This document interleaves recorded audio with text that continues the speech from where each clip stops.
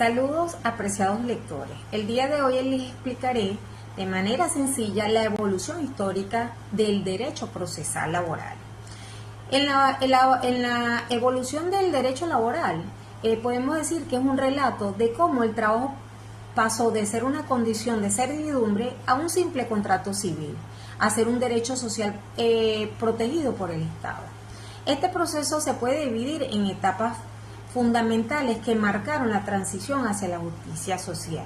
Primero hablaremos de la antigüedad y de la Edad Media, que en ese momento el trabajo era una carga. En estas épocas el concepto de derecho laboral no existía para nada. El trabajo era visto como una obligación y como un castigo, no como una actividad digna de derechos. Estaba la esclavitud, que en Roma y en la antigua Grecia el esclavo no era sujeto de derecho, sino una cosa.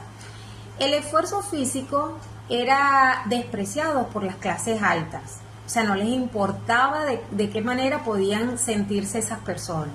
Estaba en la servidumbre. Durante el feudalismo, el siervo estaba atado a la tierra. Aunque no era un esclavo, su libertad era limitada y debía tributos al señor feudal, a su jefe.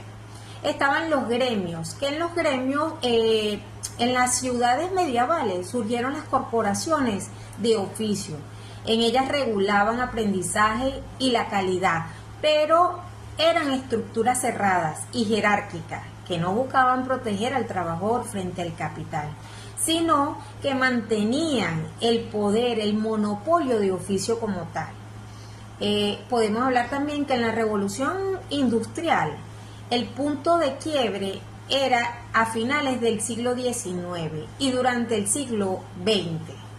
Perdón, era en el 18 y a finales del 19. La intervención de la máquina de vapor cambió todo. La transición del taller artesanal y las fábricas que generaban condiciones inhumanas totalmente.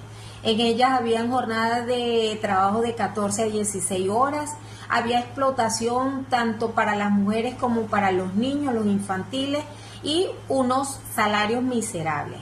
La inexistencia de la seguridad y de la higiene. Bajo la ideología del liberalismo clasista, se creía que el Estado no debía intervenir. El contrato de trabajo se consideraba arrendamiento de servicios, donde las partes eran supuestamente iguales, cuando no existía eso. Aunque en la práctica el obrero no tenía el poder de negociar, él no podía decidir nada. Es por ello que el surgimiento del derecho social en el siglo XIX y XX, la reacción contra los abusos de la industrialización vino de tres fuentes.